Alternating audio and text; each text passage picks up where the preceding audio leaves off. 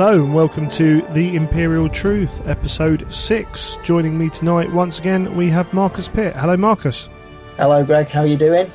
Wonderful. Yourself, sir? Yeah, super mate, thank you. Brilliant. So we've got you back on to help go through a question that I know you've received a bit, I've received it a bit, and I've seen it on a few podcast Facebook pages of how to go about reading the Heresy. Yeah, it's a nice little fluff one to get me back on for. Yeah, so that's our main topic of the day. But before that, we'll just go over briefly the Forge World Open Day. We were talking before, you haven't really seen many of the pictures. No, I've been a little bit oblivious to what's been going on online on that one. So I'm looking forward to finding out from yourself what was there. Well, some of the stuff they showed was stuff that was visible at the Weekender to a greater or lesser extent. So we had the Archmagos on the platform. Yeah, which has come out on the which is email available from Forge World, hasn't it, earlier this week? Yeah, and I might have to pick one of them up at the really Warhammer nice. Fest. And the Solar Auxilia, much more detailed, more pics of the Solar Auxilia. Yeah, so effectively the Imperial Army, the human, rather than Space Marine troopers. Yeah, so they're going to be available soon, the start of them, which is really cool, and I know a lot of people getting excited about them, and they are lovely models. It'll be interesting to see the price point when they come out, because being Forge World, and it might not be cheap, but also to see like the range of what they have available. Yeah, I think it'd be interesting to see how much time and resource they devote to that. They're clearly behind a little bit in terms of some of the Space Marine Legions that I'm sure they were hoping to have produced by now. So diverting resources into more humans, I suppose, is interesting. But seems to be quite a lot of people like the thought of having that. Yeah, I think particularly for us kind of fluff gamers, there's a demand for having the Imperial troops alongside the Titan legions, alongside the Marines, alongside the Mechanicum, and then having the whole story fleshed out on the table. Yeah, I think it'll probably provide a much more thematic sort of list. It's the Astartes were pretty powerful and there were a fair amount of them, but they couldn't be everywhere at once anyway, so having the humans kind of makes sense. Yeah, definitely. And it brings a different aesthetic and a set of different rules again, where we've got these power armoured legions and we've got the Mechanicum, but we're having the Dark Mechanicum's going to start coming through with the next book, and obviously the Imperial Army as well. So a bit of variety never hurts. No, absolutely not. We also saw pictures of the new Knight kits, the one that they released, the preview. I can't remember the name of it now. The one it's not the Cerastus Lancer, is it? Or is that one out already? The Lancer's the first one. The Castigator is the one with the twin chain gun thing, and then they had the one with the flame weapon and the fist thing on the arm. But also the upgrade kit for the Imperial Knight, the GW kit, to make it a Mechanicus Knight, which is amazing. And at the open day they had various weapon arms on the right on the weapon, right hand weapon as well. So there looks to be a lot you can do with the various kits of knights now, which is always good. Yeah, well, more opportunity to model and customise them can't be a bad thing. No, absolutely. Giving us, and the people who don't like to model and that, you can go and buy these kits. It's great. More the merrier. And I know a lot of, again, talking to a few people at events I was at the weekend, a lot of people got very excited about them, which is always going to happen with night class, heavy walkers and all that, with great big, what looked like a lightning gun on the side of one, and something else. I think from if I was to look at it from my perspective, it's having a plastic night kit from Games Workshop. It just seems a lot less daunting than trying to pick up a Titan kit from Forge World and assemble all of that. So I can imagine a lot of people get excited from that perspective. Yeah, yeah. I don't know exactly what parts of that night, add-on kit are resin and that, but as you say, to have the main bulk of it plastic. Although I was talking to Paul Rudge, who I think painted most of them that are being used, if not all of them. I'm sure he'll tell me when he listens. And he was saying, don't worry, they go together really easily. The Castigators are the one I've bought that I'm waiting to pick up. So fingers crossed. Actually, although the bits are large, it's a fairly simple kit. The only thing I'm looking at, thinking the ammo feed might need a bit of playing with, because they did on some of my smaller stuff. So yes, but we'll see. I shall report on that in a few weeks' time, I'm sure. Good stuff. The last really interesting thing was they showed pictures of drawings of Thousand Sun helmets. Very nice. Got a lot of people excited. Well, that can only mean one thing in terms of a Forge World book, can't it? Well, yes. However, I think they've been working on them for a while period. I mean, it had 2013 written on the picture anyway as a copyright. And I think it was a case of, they did start working on these back when they said they were doing the next trilogy, and it's a while into the project that they went, hold on, this is too much for us to do in this time frame. And what was the quote I got?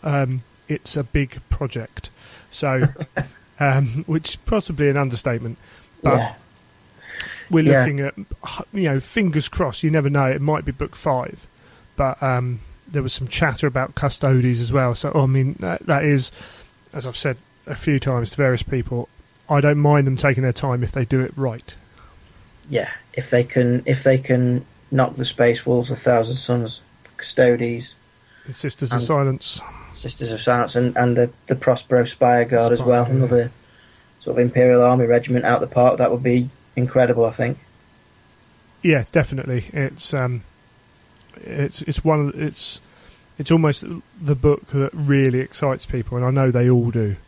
But I think there's a lot of either Space Wolf fans or Thousand Sun fans, or both, and then everyone's a bit of a Custodes fan. And there's quite a few, Sisters of Silence fans, but also Sisters of Battle fans, who are looking at models that they might be able to transfer over into 40k. Yeah, I think that would be good. And then I think the only other one I've seen recently that sort of piqued my interest particularly is have you seen the Raven Guard Contemptor Dreadnought? Yeah, that's released now, isn't it? Yeah. Yeah, that's... I've not seen this before. I don't think it was previewed at the weekend, or I could be wrong on that. No. And that's a stunning model. That might be the one that finally tips me into actually parting with some money for resin. It's... I saw a few people not too sure about it until they saw the painted version up, and then minds were changed. It does look a glorious kit. Yeah, given effectively it's painted black, and a lot of good painters will tell you that highlighting black's a pretty tricky task, but the detail on there really makes that model stand out, I think. Yeah, I wouldn't mind seeing one up close and personal. Hopefully at Warhammer Fest they'll be out. I'm going, a couple of guys from the club are going, so I'll be looking at what they're doing as well as putting in my order for various toys and letting them take all my money. Good stuff. Yeah, we hadn't talked about that. I'm thinking of going myself. Brilliant. Might be a trip out with the Sun and Air. Excellent. We'll have to look at that. Catch up. Make sure we catch everything between us. Brilliant. Just one minor thing before we move on. I was contacted by Craig Bowles in reference to an event he's running, or his group are running, the Battle for Cambrius Minor, a campaign event for people who are in Australia. It's in Brisbane, Queensland. I'd like to tell them it's all the Queensland. It's my favourite joke and it never gets old. It's taking place at Oktoberfest on Sunday the 26th of October. You can find all the details on the Wargamer AU forum. I will put the link in the show notes, but it's an Imperial and set a number of Imperial and Traitor forces. I think it looks sold out, but they can expand it. But the campaign events is something I want to try and get to one sooner or later. It's just finding the time. I know it won't happen in the next 3 or 4 months, but it definitely something that appeals to me, going to away for a weekend, a day or a weekend, and getting really immersed into telling a story. Good stuff. And obviously, we'd be very open to offers of flying us out there to participate in that one, but I won't hold my breath on it. No, certainly not.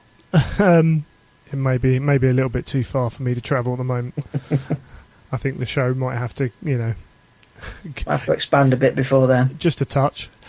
But yeah, so on that note, if anyone does have an event that they want to shout out, then you can always contact me on Greg at the Imperial Truth, and we can hopefully spread the word a little bit and help you guys out. Excellent. Well, I think that wraps up the first part of the show. So we'll be back after the interlude with the main topic of getting into the Heresy books.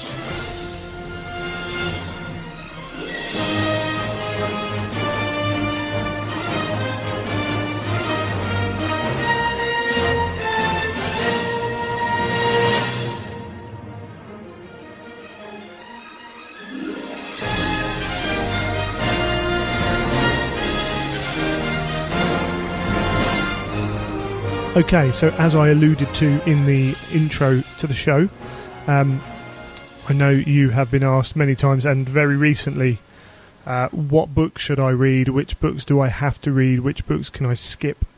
The same's happened to me, and I've seen it around and a lot. So we're going to look at how people can get into the heresy on their own terms, as it were, with the novels. Yeah, absolutely. I think we had a talk about it, didn't we? I think probably the starting point is, let's just go through what sort of material there is out there and all the different formats of it, because it's becoming increasingly difficult to keep track of all the different things there are, and perhaps just giving people some idea of the scope of what there is and what they've got available to them might help people decide what they want to read and when. Absolutely, yeah. I mean, first off, the main body, kind of as it is, we're up to the 30th book with Damnation of Pythos in the numbered book system that the Black Library have. Yeah, and within that system, I suppose it doesn't really impact too much whether you want to read it or not, but there are, I think it's worth mentioning, a number of different formats for the books themselves. We've got the original, what is now referred to as Legacy Edition, which are the relatively small size books that most people started out collecting, or, well, you didn't really have a lot of choice, you had to start out collecting. Absolutely. They've got probably what both you and I are now in the process of collecting, which are the Collector's Edition hardbacks, which are very, very nice and look very pretty on shelves. And they also have the more recently added format, the trade format, or trade paperback, which is quite a big size book. I think, well, I suppose it's standard industry size book, but it's a lot bigger than the previous version of the paperback. Yeah, it certainly is now. It was the publishers kind of the whole book market has changed since Black Library started the Heresy, and the publishers very much were like, no, you're moving to this size. It's the only way to sell things. And Black Library were like, well, we're gonna keep Legacy against kind of everyone else's insistence, which is something I don't think they're given credit for, actually. Yeah, I agree with you. I think the Legacy format would have been very easy for Black Library to drop. They could have moved to effectively what the book retailers were forcing them down the route of, having the hardback and trade to tie in with basically every other publisher on the planet, I guess. Yeah. Keeping the Legacy format was, I think, a good thing for the people who were collecting it, although I do understand some people are frustrated with the release schedule on the Legacy format books. Yeah, this is the nature of the problem with the 3 size books, is the hardback comes out 6 months later, the trade comes out, and it is 6 months, isn't it? Is it 3 months? 3 months. It's I think it's 3 months for the trade and 6 months for the legacy, but I could be wrong on that. Yeah, no, it's 3 month intervals, I believe. So yeah, there's that 6 month time difference between the hardback and the legacy paperbacks. Within that, you've also got the pre-release copies, which, if you live around the Nottingham area particularly, you've got a bit more of a chance of getting some of them. So I know that there was a couple of times when recently, I think it was with Damnation actually, where we'd picked it up and it was a little while later I suddenly saw people starting to read it and I was like, oh yeah, it's only just been made available. Yeah, well, a lot of them get released at events early, don't they? So Damnation of Pythos came out at the Horus Heresy. Which weekend? The Horus Heresy weekend. Yeah. And obviously there was Vulcan Lives not long before that I went over to Black Library and picked up about a dozen copies for different people, just at a book signing by Nick Kime. So yeah, you can get them early, and that does tend to cause a little bit of confusion. And I think, as we found, it sort of makes bigger gaps in terms of the release schedule than perhaps there actually are, because if we get one book early, then we get the next book on time, it feels like a longer gap between them. Yeah, you're absolutely right. I suspect Warhammer Fest will see a release. No, it might even be before that, but the next one's kind of due. And then I can see the Weekender maybe having something as well. But we shall see. We shall see. We shall, yeah, wait and see. And I think it's probably also worth talking for each of the main novels. Not only are they available in traditional paper format, Black Library are also working through providing them in ebook and audiobook formats as well. So you can get all. I think you can get all 30 of those now in all three formats. Or if you can't get them all in all three formats yet, they're working their way through them still. Yeah, they. I think the first three are now have unabridged versions. Certainly, the first two do. But yeah, I know the audio books go down well with a lot of people who have jobs that they can listen to it, or long commutes, things like that. I've got quite a few friends who just are not that into reading, who can listen to a book rather than read it. So I know they're quite popular. Yeah, I think again, I mean, the number of people who are listening to podcasts, thankfully, we say, with gratitude, and listening to audiobooks and audio dramas is probably increasing significantly over recent years with the advent of various different media that allow you to do it much more easily than the older Walkman and Discman that skipped all the time. Yeah, certainly. I'd be interested to kind of see the numbers with regards to ebook, because there's a certain collecting nature to the Horus Heresy. But within that, I know that when the format changed to go into these collector's editions first, etc., I have friends who dropped out of the collecting thing because it was kind of broken for them, and so they stick to the ebooks now. And that I say that broke their kind of need to collect. Unfortunately, not for me. But yes, no, me either. And it's probably worth noting the ebooks are available at a significantly lower price than certainly than the hardback and the audiobook versions. They're probably priced relatively similar to the paperback versions of the book. So it is a space conscious and perhaps cost conscious way of getting the books as soon as they're available. Definitely. And with regards to Scars, it was released as an ebook, serialized, ongoing event. So if you wanted to read Scars when it first came out, you had to be following that release schedule. Yeah, which I think I was, and I don't think you were for. I wasn't. No, varying reasons. You weren't a fan of that, were you? Not necessarily. My issue with it is I was going to buy the hardback anyway. If I was just going to read the ebook, I may have bought into it. But with regards to the fact that I'd be paying, what was it, £1.60? £1.50 a version, I think. A version, yeah. Once for each serialised part. and then going and spending £20 on a hardback book at the end of it to get what I've read was a bit. I didn't want to start going down that road, and I know certain people had issues with the fact that you ended up paying more, and that £1.50 is almost I think it's the lowest price they can charge. I think within the nature of how it probably doesn't make sense, and it's driven by.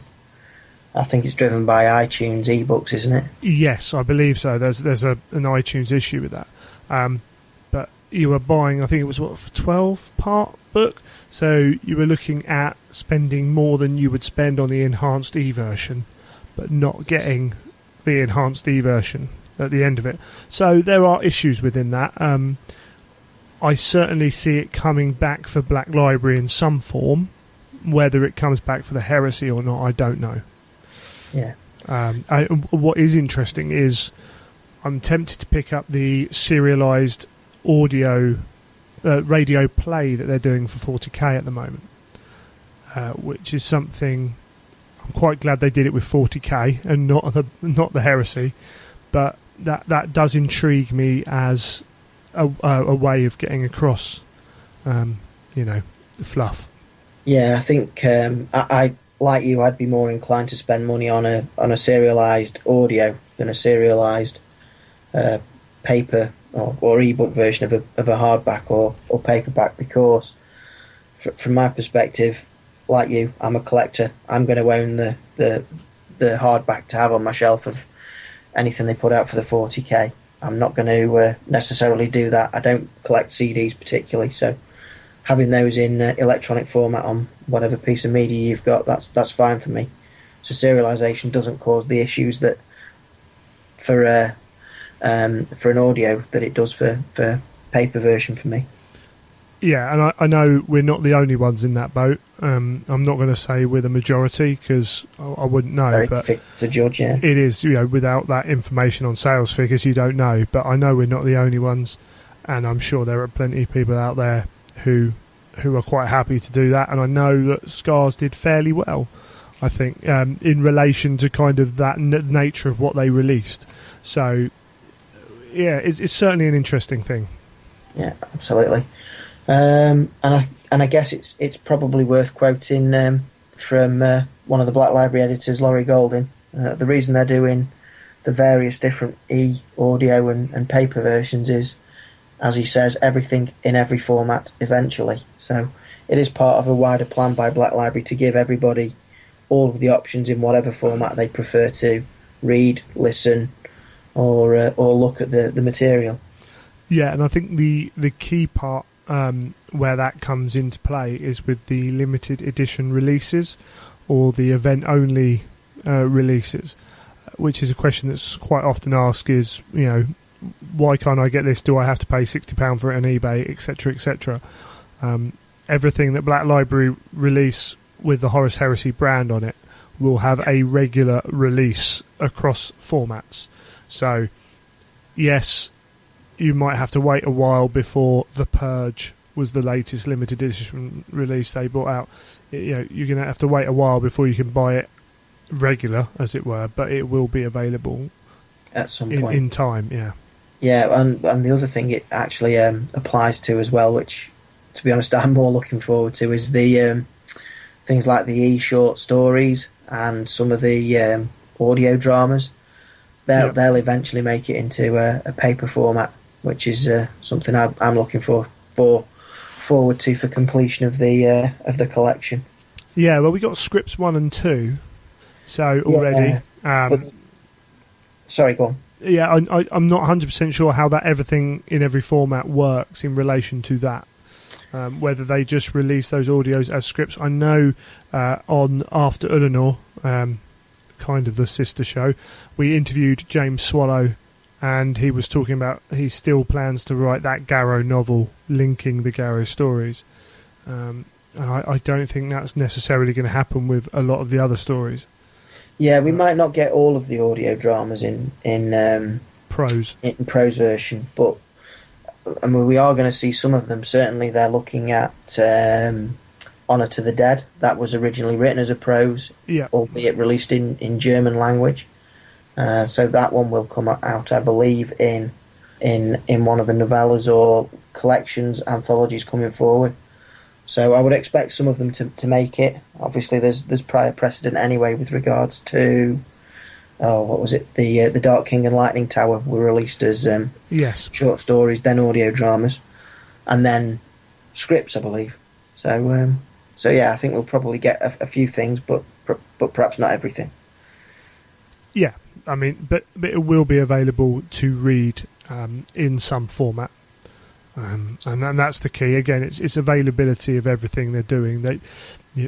There's a kind of belief that they want to exclude people where they don't. You say time that you might have to wait your time for it, but it is inclusive. Yeah, absolutely. And then we just touched on sort of the other format that they release, which is the audio drama. So, do you want to explain how that differs from an audio book?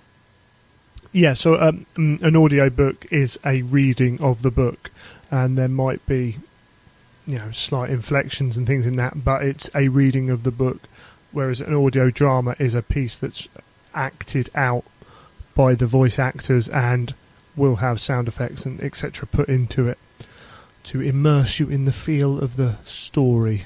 Yeah, there sort of tends to be a narrator to bridge the gap, and then various vocal pieces in an audio drama. So, yeah, I think vastly different, and I really enjoy the audio drama medium, whereas I tend not to tend not to listen to audiobooks because I'd rather carry out the voices in my own head rather than have somebody do them in a way that I wouldn't necessarily agree with. Yeah, that's always an issue. I know that Toby Longworth, I think most got people who listen to the audios are a big fan of his work on the audio dramas as Garrow and various others. Certainly brings whatever he's doing, it works. I don't know enough about the medium and the acting qualities required, but it certainly works, and that's all we can ever ask. Yeah, that seems fair enough. And then that's covered the main material. I guess there's a few other weird and wonderful different things, aren't there, that are available for people to catch up with, although I guess none of these would be considered as core material that people have to read for the Horus Heresy, particularly if we're talking about how to catch up with the material in a shorter space of time as possible. Things I'm thinking of there would be a graphic novel that's been released. They've certainly released one. Well, they have only released one to date, but I believe they've got more planned. Nice. There are various other source books like the Forge World material. Yep. Event anthologies. Yeah, Visions of Heresy. Visions of Heresy, yeah, and the script books which you mentioned earlier, which are basically the written scripts for the audio dramas.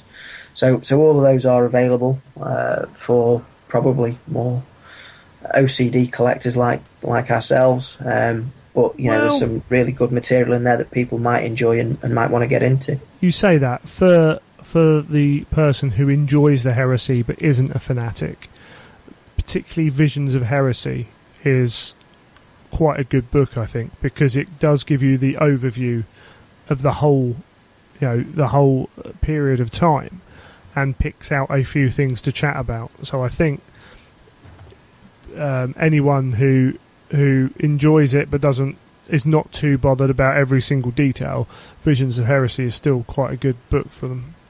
Yeah, definitely. I'm not sure what the price on the non-limited edition version was. I think the limited edition one was probably cost prohibitive for anyone who isn't particularly fanatical. Yes, I know many people who drop £150 on a book just because they might fancy the look of it. But I think, was it about £70 or £75 for the non-limited edition might version? Be, yeah, it's a decent sized tome you're getting. Yeah, and it's a big book and very good material. Yeah, there's no doubt that it's expensive, but it's worth what you're paying for.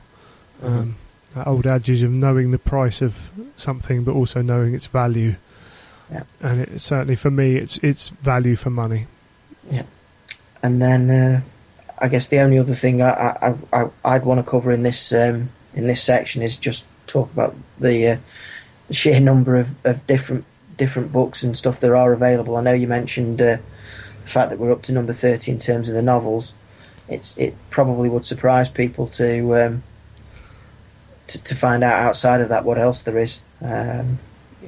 20 audio dramas, which is just my count of it. It might be a couple more or more than that, depending on what you class some of the things as. Sure.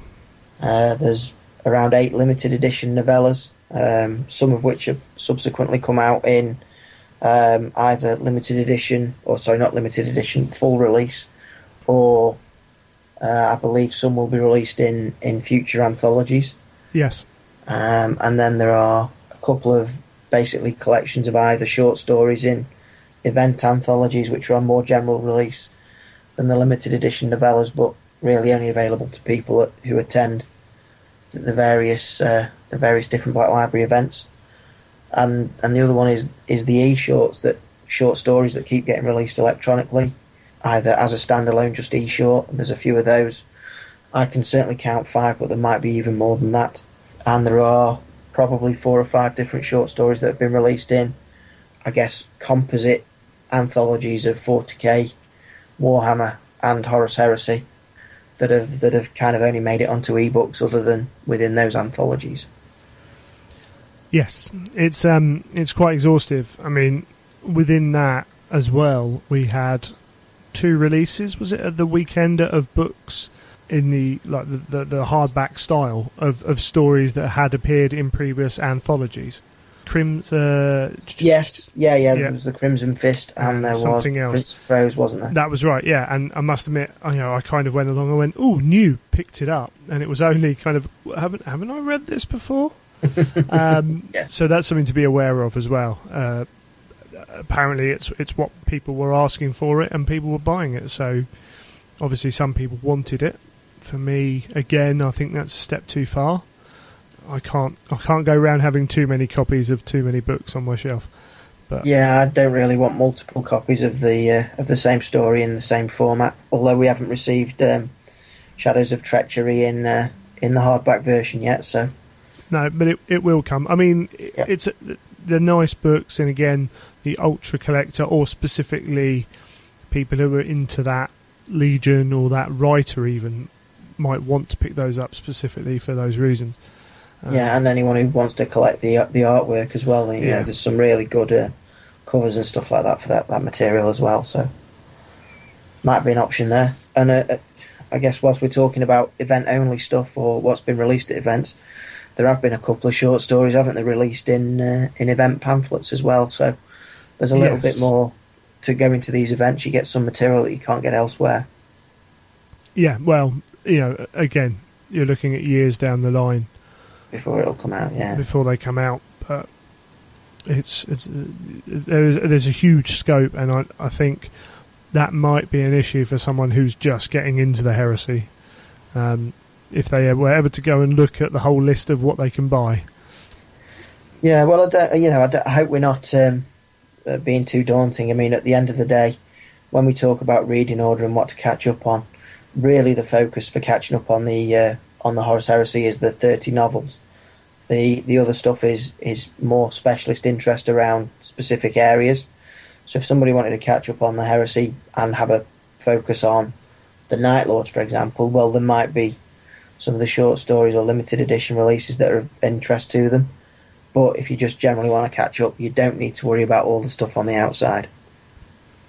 No, without a shadow of a doubt. And I think if you spend any time on any forum or Facebook page that's heresy book related, you'll soon find out which of the stories that people say, hang on, actually this one you really want to go and dig out because this is well worth reading. And again, when we're going to talk about reading and our suggestions and other people's suggestions, it's how you want to go through the heresy and what you want to get out of it at the end of the day. There is no right or wrong way to do it. There are only kind of opinions on how to do it. You might struggle with certain aspects if you don't follow a logical plan, whatever that logic is. but you certainly won't kind of push yourself out of the reading scheme. Yeah, Brilliant. and that seems fair. Cool. Yeah, I think that's kind of our background. Unless there was anything else we want to talk about the nature of what's out there. No, I think that covers the material probably far too comprehensively for some, but comprehensively nonetheless. Okay, so again, I think we'll have a quick break, and then we'll come back afterwards, and we'll get into discussing how we and other people suggest navigating through the heresy.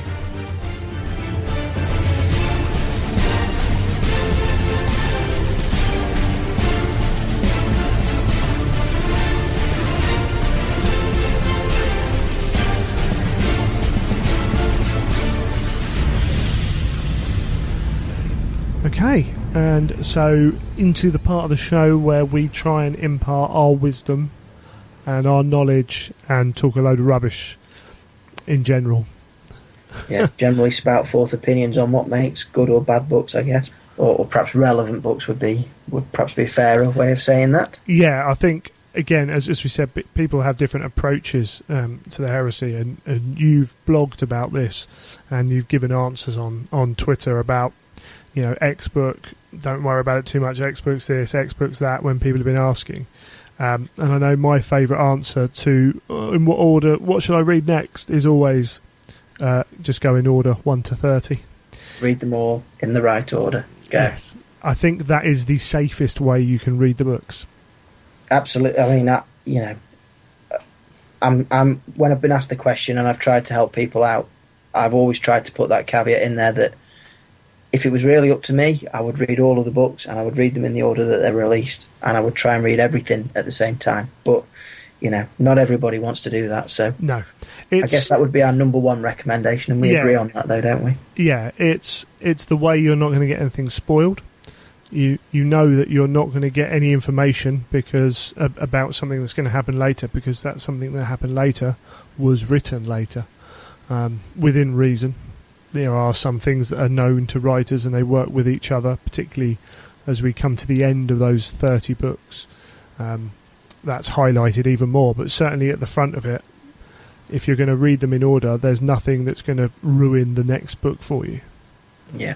Which is, I mean, that's, to me, that's always been a key. I'm quite anal in when I go to a cinema. I don't like watching a trailer of a film that I know I'm going to go and watch.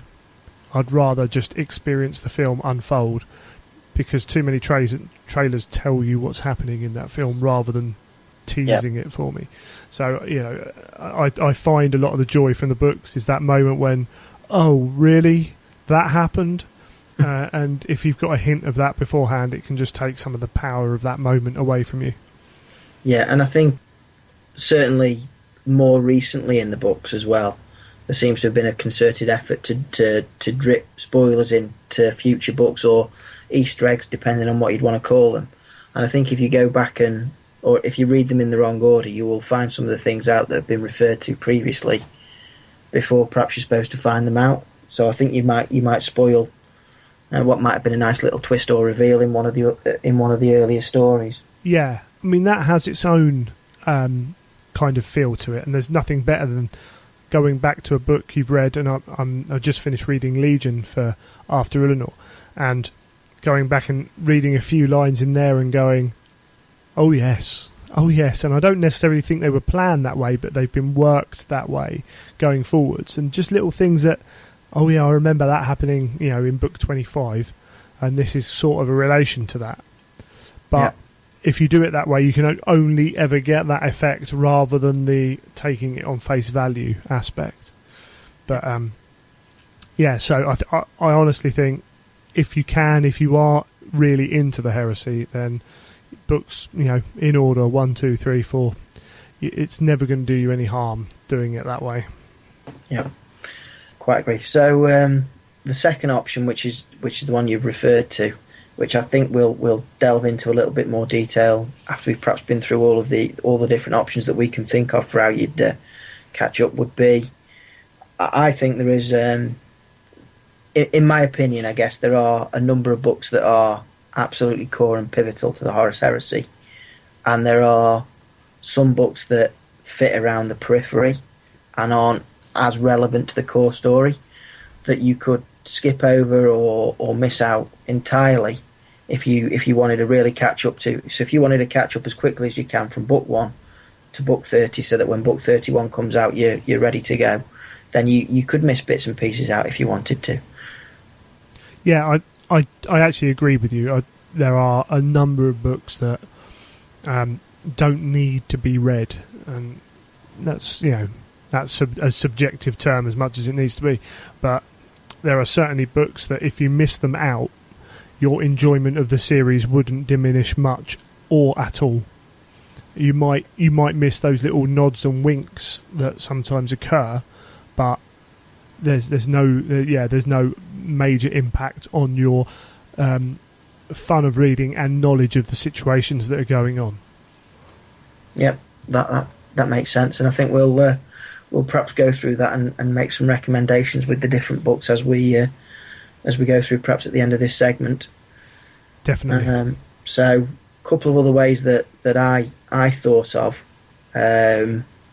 Probably the simplest one is just read whatever books catch your fancy and catch your interest. There's plenty of, you can either read the blurb for a novel on the back cover of it or on the website, or you can read various blogs or review sites and find a book that catches your interest. Oh, it's about, the Iron Warriors. I've always liked the Iron Warriors. Well, go and read Angel Exterminatus. That's the sort of thing that kind of makes sense to me. Yeah, I think we've seen people that have jumped into certain books because they like certain chapters in 40k, or they know about a certain event, so they want to go and read about it. And if that's the way to drag someone into the heresy, then there's nothing wrong with that at all. And in fact, most of the books work in an isolated format, give or take. There will always be nods and references and things like that, but maybe later on that isn't the case. But certainly through the first 20 books, a lot of them can be read almost completely in isolation. Yep, I agree with that. Obviously you don't get as much from the story, but you still get a story that is very readable. Yep, definitely. And I think, whilst you're talking about that, you could focus on, again, you said specific legions. One of the other things, if there's an author out there that you really enjoy his other work, then why not just dip into those novels? I mean, we know different people love Dan Abnett or Graham McNeil or Aaron Dembski-Bowden, or, all the different authors will have their fans.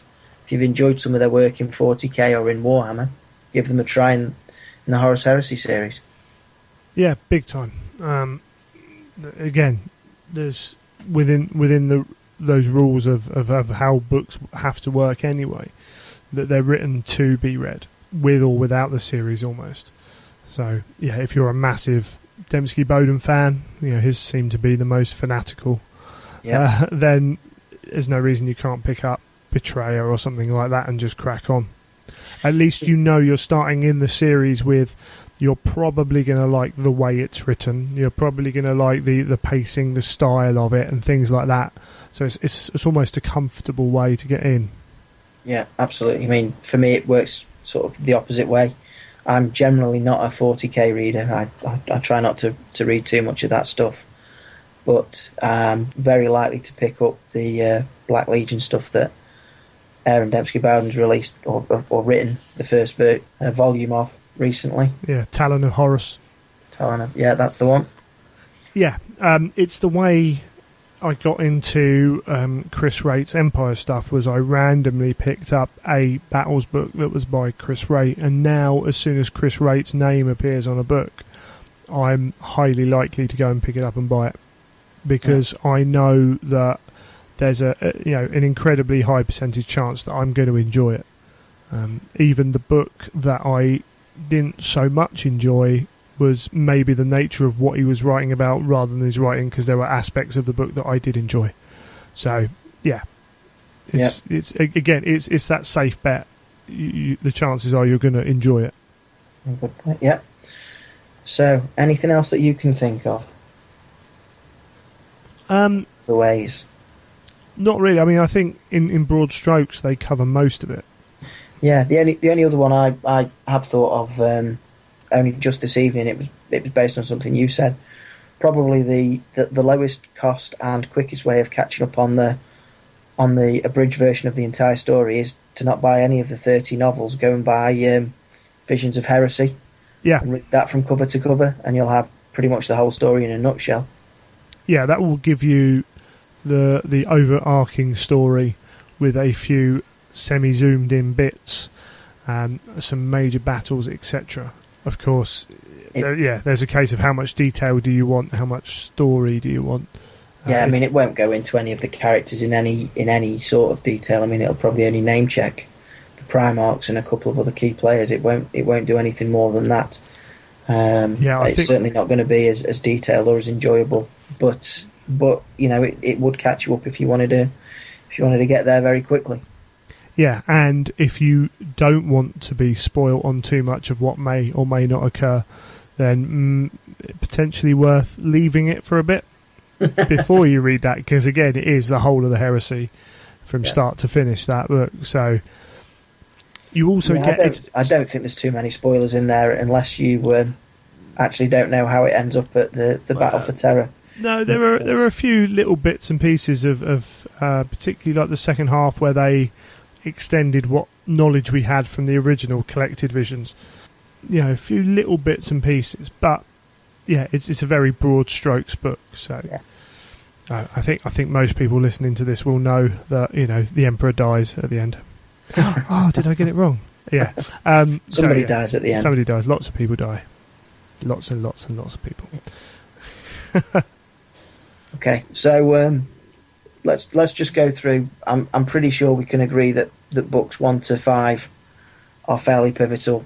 So Horus Rising, False Gods, Galaxy in Flames, which are telling the original sort of Loken, Istvan betrayal trilogy. Yeah, I think those 3 books, you know, stand out as that is the keystone of the whole heresy there. The whole setup goes on in those 3 books, even with what we read later. That gives you the solid founding for the heresy. So I think those 3 books, I couldn't see advising anyone not starting with them, to be honest. No, they'd be essential and the starting point for me. See, now, book 5, Fulgrim, is a direct extension of that. And so I say also that is, without a doubt, a must-read, because the heresy starts in 2 parts, and that's the second part covered in Fulgrim with this Fanfire, the Drop Site Massacre. Yes. Now, funnily enough, I was thinking about Flight of the Eisenstein, and I think if you take that book out, you don't necessarily miss a lot, apart from a very good book. My reason for including it is that, for me, that is the story of how the Emperor, or the message of the heresy gets back to the Emperor, and how the response to the heresy is framed. Now, I know technically speaking, that probably wasn't the actual original way that the message got through to the Emperor, but I still think it plays a really key point of the story in terms of swinging the Imperial loyalist response to what Horus began. Yeah, I completely understand, and as I say, I think it's a very good book as well, and I'm hard pressed. But I think if you were really cutting it fine, Fulgrim covers kind of this happened, the response was this, and they did this, blah blah blah, and it's there. So it's kind of one that you don't have to read. But I'd agree with that. And to be honest, I think there's elements of Fulgrim as a novel that you could miss out if you really wanted to cut it fine, but I don't know anyone who'd go and buy a book and then intentionally not read half of it. You wouldn't. Yeah, you'd have to know which bits to not read.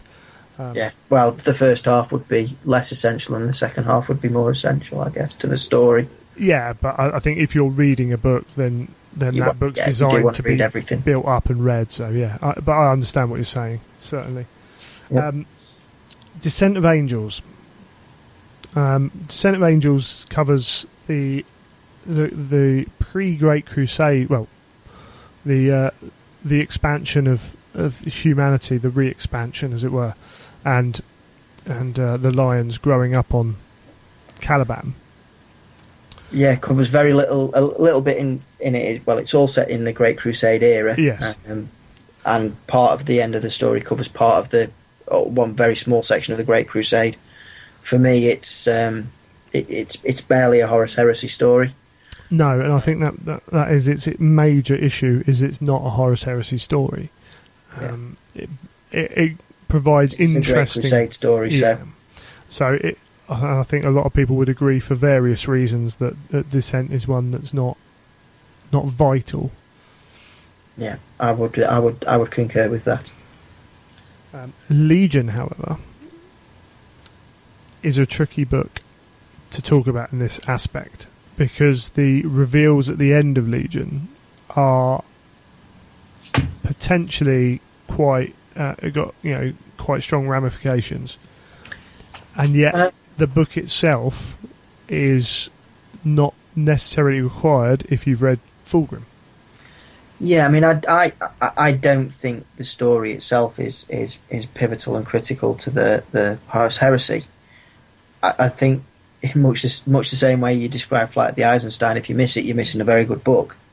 And as you say, some of the reveals at the end are they were certainly probably the biggest reveals we've seen all the way through the storyline. You know, there was some real key moments there. But I don't think why the Alpha Legion turned is necessarily pivotal to the story, in so much as they turned, and we know that they turned. Yeah, absolutely. It's it's one of those things we already know that they're, by this point, which side they're on, what they're up to. Yeah. The reasons for which are almost irrelevant in a way. If you want to kind of run through the books like that. Yeah. Tend to agree. So, book 8, Battle for the Abyss. Yes. Shall we move on? I think Marcus's reaction there was one. Yeah. I think that you definitely not required reading.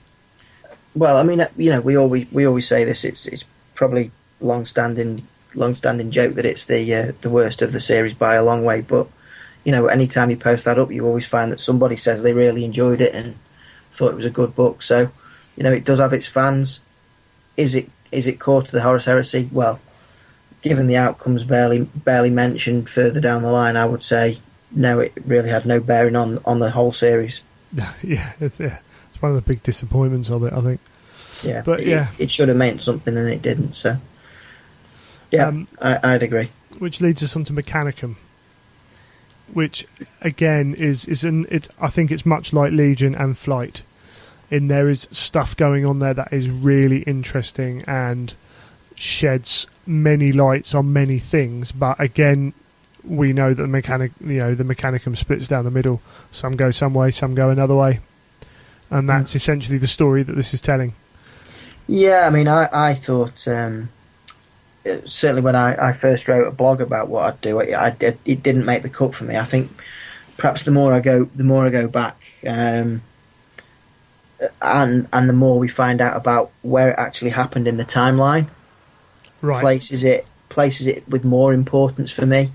The fact that that Mars was in uproar and civil war almost from the onset of Horus turning traitor, and that situation lasted for several years throughout the whole course of the Horus Heresy, probably is more pivotal than perhaps I gave it credence to begin with.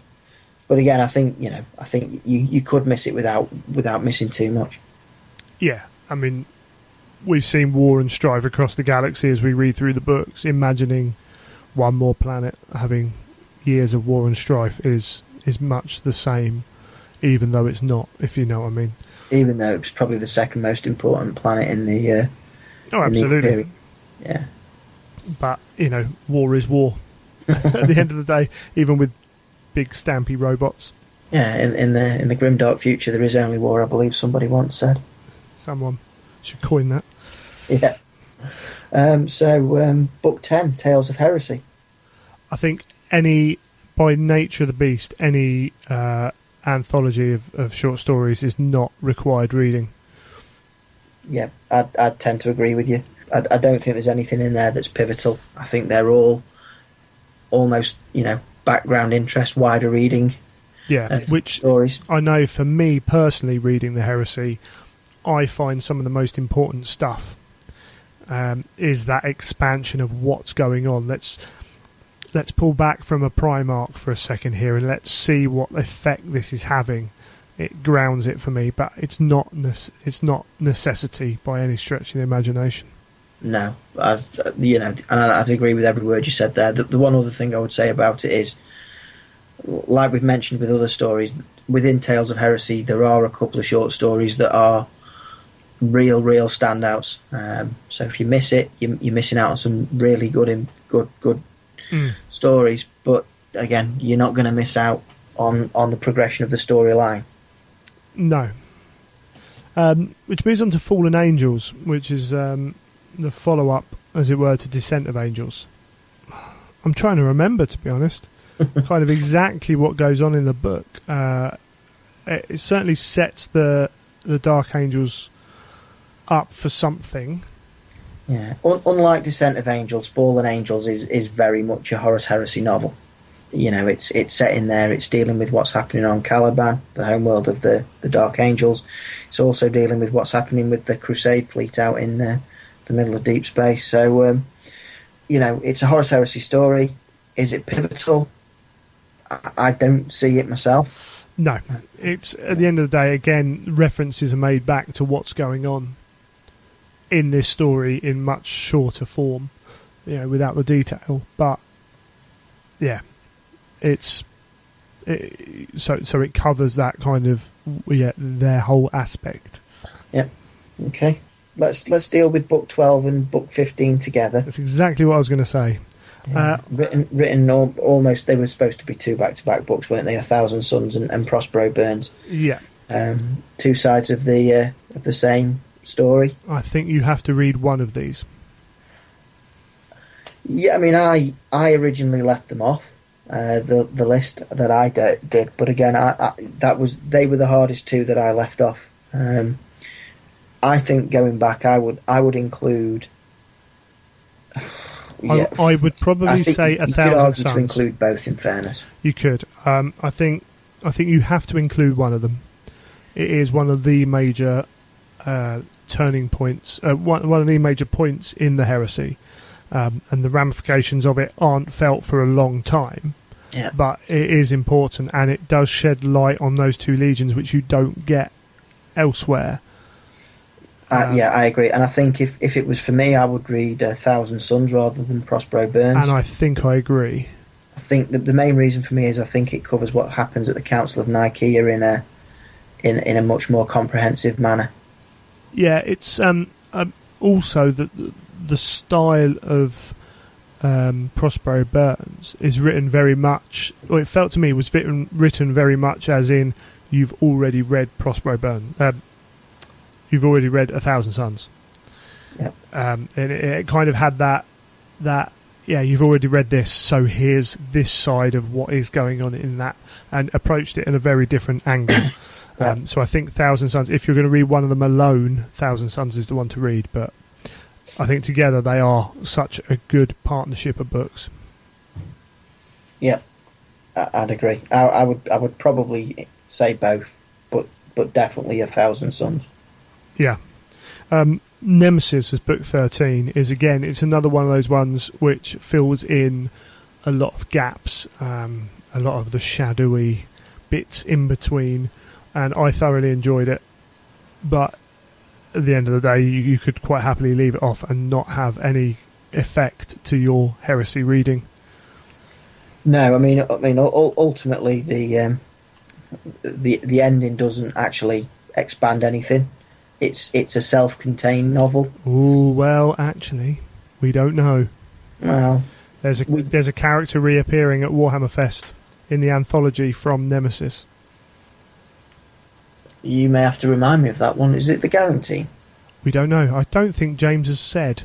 Okay. But a character is reappearing Right. So, okay. Well, I stand to be. Well, I don't know. I don't know anything about the story. It may not add anything in that respect, but it's certainly, yeah. I mean, the biggest thing you get from that actually is the interaction between the Imperial agents and how they best deciding to try and prosecute the war, which is a minor aspect of that. Well, it's not a minor aspect. It's one aspect of many of that book. But yeah. Yeah, I mean, it certainly sort of heralded the silent war side of the Horus Heresy, but I mean, I guess we haven't seen that much of that yet. No. So maybe in a year's time, if we revisit this sort of idea, the relevance of it may have changed. Yeah, I think the next book might be quite important. Yeah, book 14, The First Heretic, I would say is an absolute must. It takes the story back to Isfan 5, which is, I think, a real good companion piece to Fulgrim in that regard. But it's so pivotal to the whole genesis of the heresy, where it started from, that it's just a must-read for me. And not only that, but also the nature of where it's going, in that we're dealing with the word-bearers who are the most kind of illuminated of all the legions when it comes to what the heresy will entail. They've got their eyes very much open, well, as much as anyone will have for a long time. So, yeah, there's a lot in that book which will affect the way people look at the rest of the heresy. Yeah, absolutely. The one thing I would say, it's important to remember the sense of perspective within First Heretic, which I think some people read it without... Take everything at face value, whereas you've got to understand who's discussing it to really get that. Yeah, which makes for a very interesting book. Yeah, definitely. Yeah, book 16, Age of Darkness, which is another anthology. And to be honest, I was struggling to remember which short stories were in there. It's so easy to get muddled up with all those, but again, due to nature of it being an anthology, I think we can just slide past it. Yeah, I'd agree with that. Which brings us to The Outcast Dead, which again, much like Nemesis, pulls us back out and actually shows us a lot of what's happening this time on Terra, but with a few extra, more important bits involved, and is, I think, a book that, as we move through the heresy, will have more reference points back to it, but is not necessarily a major book. Yeah, I'd agree with that. It's probably from a readership perspective, one of the more controversial books in terms of whether people liked it or not. I actually did like it quite a lot. Same here. And I thought it introduced some really nice, interesting concepts, but I don't think it added a huge amount to the... It's one of those books which I really enjoyed. I say, just adding to the scope of the whole heresy was brilliant. And then there were the odd line thrown in here and there, like a character would speak one line, which changed your way of looking at a certain aspect of the heresy.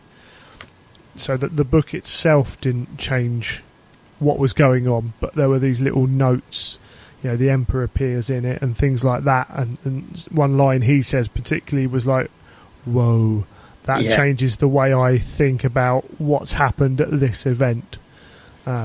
Again, you're looking at different perspectives and in issues and that, but as a whole book, it doesn't do that thing that the First Heretic does. Yeah, and in fact, like the next book does, like Deliverance Lost does.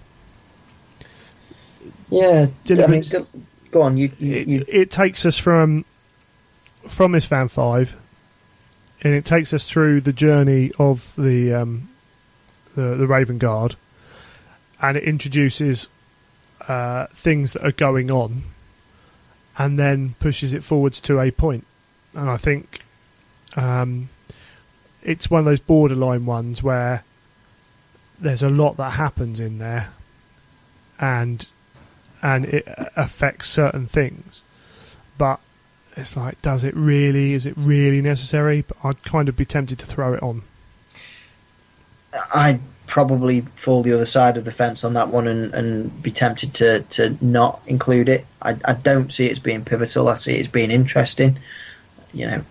Probably my favourite of all the Primarchs, and it's got a real good amount of Primarch time. It's a decent story, but the fact that the Raven Guard get back into the fight and participate slightly, does that do enough for me? I'm not sure it does. In terms of being critical to the rest of the novels. Yeah, and looking down at the novels to come, you may be right. Yeah. I think actually you probably are. Because next up we've got No Fear. Yeah, which I'm going to say is a critical one, because it's just dealing with such a key event in the Heresy timeline. Yeah, I mean, years ago when we used to talk about Heresy, we had Isvan, Cygnus Prime, Prospero, and Calth, and they were your 4 major battles at the start of the Heresy, and then there's a few other big battles, and then there's Terror. Yep. And we've already covered Prospero. This is Calth, and Cygnus Prime's a couple of books to come with Fear to Tread, and No Fear is a major book from which a lot breaks off as well. Yeah, I mean we'll see. I mean, a lot of story arc moves out from here. And I think it's that there's a lot of stuff that I think is important to cover within No Fear, just what's going on and how it impacts the rest of the unfolding of the Horus Heresy, the Civil War. Yeah, and kind of we've got Fear to Tread as book 21 with the Primarchs, another anthology in the middle, which I thought was one of the weaker anthologies. But I wasn't massively impressed with the Primarchs, so. But I say either side of it, we got Cygnus Prime, which a lot of people like and don't like. As again, it's another one of those ones that splits people. But it's a major event, this one. Yep, definitely. Again, it's the major appearance of chaos. I mean, it's been subtly hinted at. We saw perhaps a little bit more than subtle hints in the first Heretic, but this is the onset of chaos in its myriad forms into the Heresy series. Definitely. So definitely, it's a must for me. And that one then followed up by another anthology, Shadows of Treachery, book 22, which, despite having a couple of really cool stories in there, would be a miss for me, because it's an anthology and because some of the material in there is basically the paper version of stuff that had been out previously anyway. Yes, yeah, absolutely. Angel Exterminatus. Again, an interesting book. I would say probably yes. It not only do you get the best look of the Iron Warriors that you're going to get, and Perturabo. I know this book turned a lot of people onto Perturabo. Yeah. But the events at the end of the book, particularly, have ramifications again, quite big and sweeping ones. Yes, for basically, far into the future of 40k. Yeah. So yeah, I would tend to agree with that. I think it's the end that makes it a must include. I think the rest is, and I do enjoy it. I think it's a really well written book, and I enjoy what you said about getting to know the Iron Warriors and Perturabo, but the ending itself is probably pivotal. Yeah, I think there's, to a certain extent, the next book, Betrayer, follows a similar path. with Betrayer for me. Yes, the ending is of relevance much further down the line, but I would have to include Betrayer anyway, because it's just the most fun I've had reading any of the books in the Heresy series. I actually look at Betrayer as a book that will be even better 10 books down the line when you can reference stuff back to it. I think it's one of those books which sets off a lot of stories. Yeah, it's there are just so many really cool moments in there. So much great dialogue between some of the characters. I think it's I couldn't leave it off on the fact that it's that good. I think. Fair play. Mark of Calth again. an anthology based on what happens after No Fear for the next 2 years. So Yeah. more interesting stories, but we've covered Calth. And Yeah, I mean, I didn't think it was that relevant, and I also thought it was fairly weak in terms of the other books that were coming out around that time. Yeah, certainly mixed level of the stories involved in it. Mm. Which leads us on to Vulcan Lives, which is an interesting one to handle. Yeah, it's borderline for me. I don't think it merits inclusion in a must-read list. No, very interesting story. but again, there are certain points that are hit in it which are huge. Yeah. So, but actually thinking about it, some of those points are then covered in the next book, The Unremembered Empire, which is a must-read. So it probably loses out for me just on the fact that Unremembered Empire is next, and it goes back over certain ground with explanation. Yeah, I think that's fair. I think Vulcan Lives. You read the title, that's all I'd need to take away from it myself, and I know it's much more complex than that. Many more layers, but I mean, ultimately, that's what it brings to the story. It helps to show where he was, what he did, and places him in the next place in the list of novels, which is book 27, The Unremembered Empire. Yeah, the nexus of all Nexus books. Unremembered Empire brings a number of storylines together and sprints off a number more. Yeah, I enjoyed Unremembered Empire, and I think I talked about it for probably a year in the lead up to it as being a pivotal book, and it didn't fail to deliver in that, in terms of being that hub where everything came into and shot off in different directions. So for me, I think it's important to know about, and I do think we'll find a lot more out as we go forward on that. Yeah, I think kind of in the moving forwards aspect, I think from like Unremembered Empire on, there are going to be the books that are running with the timeline, and then there are the books that fill in the gaps that timeline misses.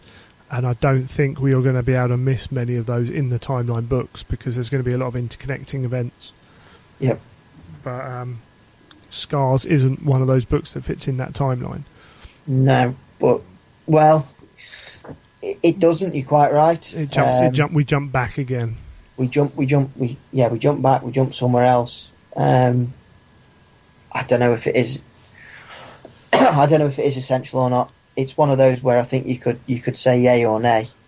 It does answer the story of what happened to the one legion that really hadn't been covered much, certainly not within the novels up until this point. No, and it sets a couple of the other players up as well, but that's not necessarily enough. Kind of, if you are on that as streamlined list as you want, it's maybe not the book. Yeah, and it's probably I think you're right. I think, if you were going to stick strictly to the rules we're setting for ourselves, it wouldn't be in there, which is it's painful, because I think we both really enjoyed that book. Fantastic book. Yeah. Absolutely fantastic. Yep. So then book 29, Vengeful Spirit, becomes, at the end of the day, this is a story about Horus.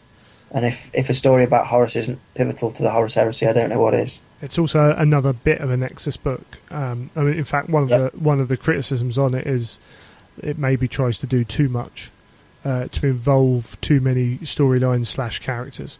But again, I think that's something that will be related back to in future books. So yeah, there's a lot going on around Horus. There's certain big reveals for that, and there's a lot of other characters and events that occur within the Vengeful Spirit. Yeah, so I think we're in agreement there, aren't we? That one makes it, definitely. Which brings us up to book 30, and Damnation of Pythos. Yeah, which is a very easy for me to say not required. Not required. I think it's a bit of a battle for the abyss, not necessarily in how it's written or anything. I'm not making any of that comment, but I think that you could quite happily read the books that relate to this and not have to have read this book.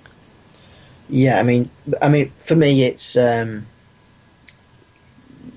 it's a Horus Heresy book only in so much as it's using other characters from the Horus Heresy and Interlegionary War. It could be a 40k book and achieve the same sort of thing it was trying to achieve.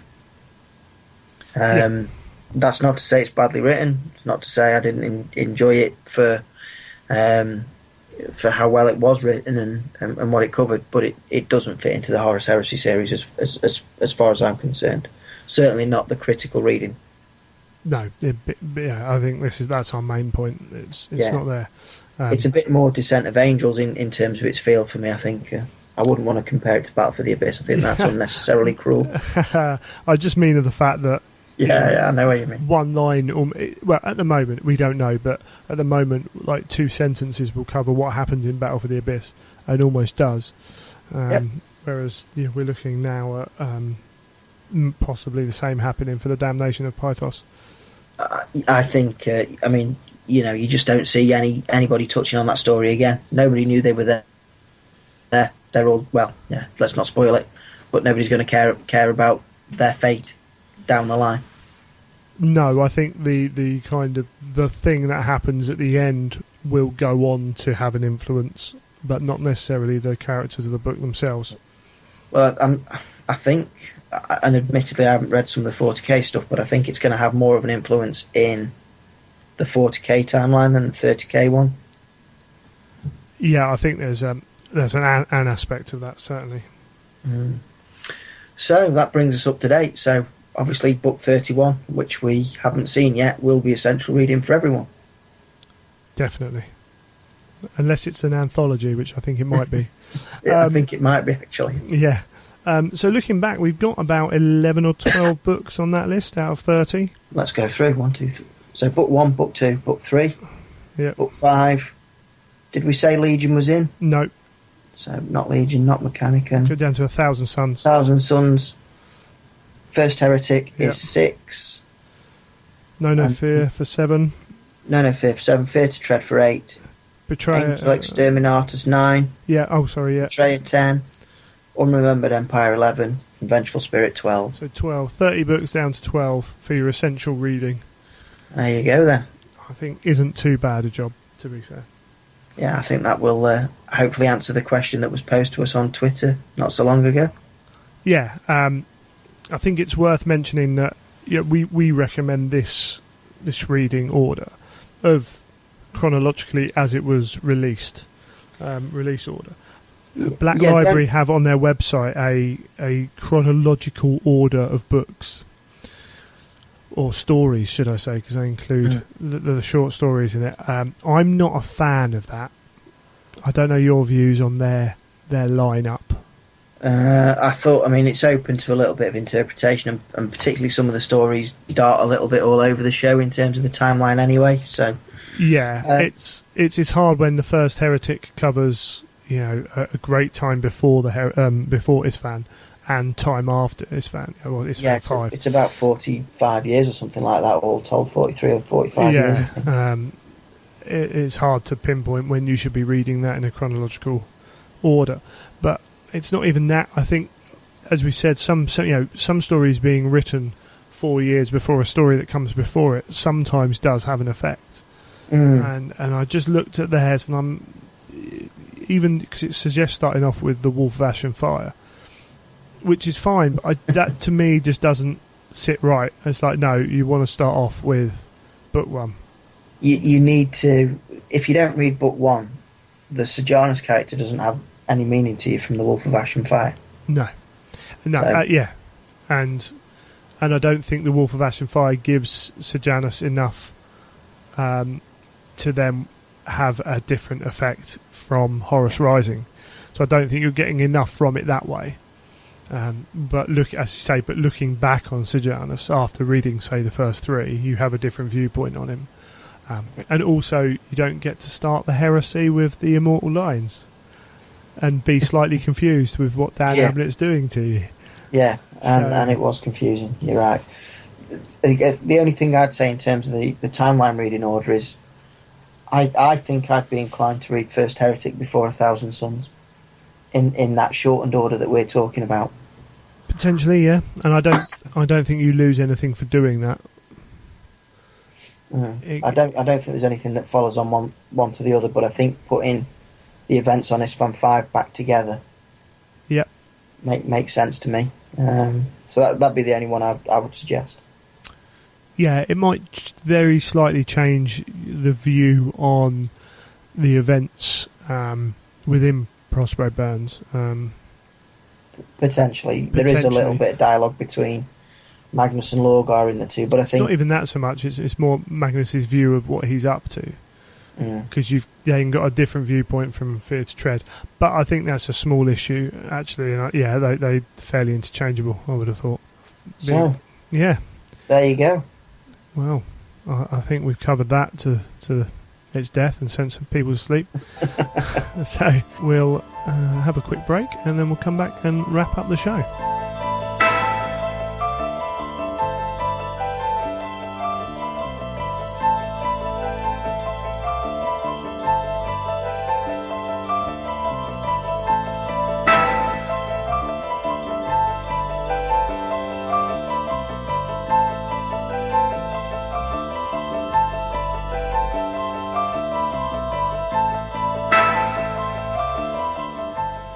Well, thank you for listening to another episode of The Imperial Truth. Thank you, Marcus, for joining us.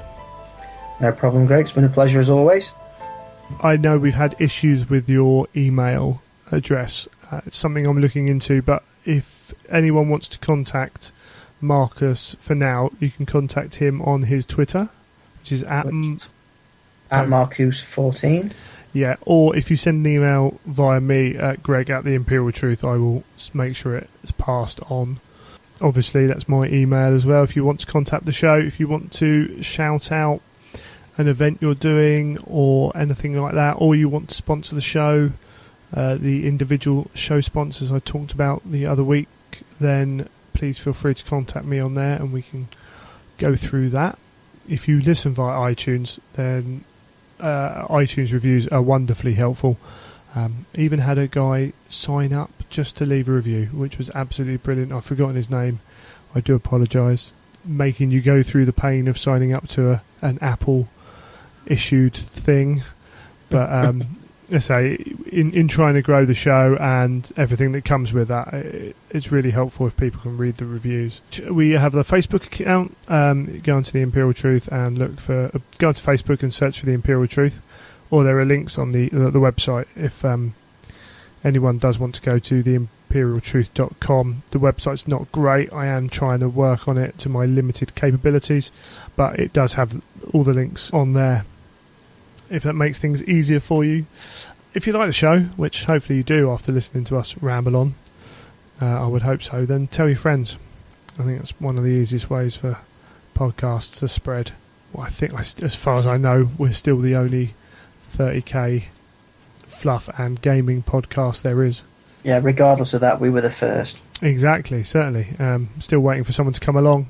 Come on, someone. Do it. Jump in. It's rewarding and interesting, certainly. Okay, I was given a few Heresy CDs and maybe a book at an event I was at last week by Trevor Goddard, who posts on the Facebook with his lovely pictures of all his Heresy stuff that he's painting up to give away as prizes. So thank you, Trev. If you keep aware of the Twitter or the Facebooks, then I will give some away on those over the next couple of weeks, and I'll try and do a competition next episode. So keep your eyes and ears peeled, and you might be able to win some free Heresy goodies. As I say, coming up we will be at Warhammer Fest, so if guys are thinking about going to that as well, then Marcus and I will be at that. I'm trying to get t-shirts made up. I've got designs in and plans, so I'll get you one of them, Marcus. Oh, lovely, thank you. If I can get round to sorting it out, and if they look good enough, and if I can do them at the right price, I might do them for sale for the podcast. Try and raise a bit of cashola, so I can get some decent equipment going on in here. I know there were some comments made about last week's episode, the sound being a bit better. I am backing my own studio, or my front room, whichever you want to call it. So not having a dedicated sound guy does make changes. hopefully you are hearing an improvement on that. So we do record at the moment. Marcus and I live quite far apart, so Skype interviewing, and a lot of the other guys are Skype interviewing, but I am trying to make the show sound as good as I can, and hopefully you guys appreciate that. But there we go. I think we are done for this episode, unless there's anything you want to add, Marcus. No, I'm good. I think you've covered it all. Brilliant. Well, we'll have you back on again soon, no doubt, to talk more heresy. Superb. Cheers for that. Cheers, Greg. You have been listening to The Imperial Truth.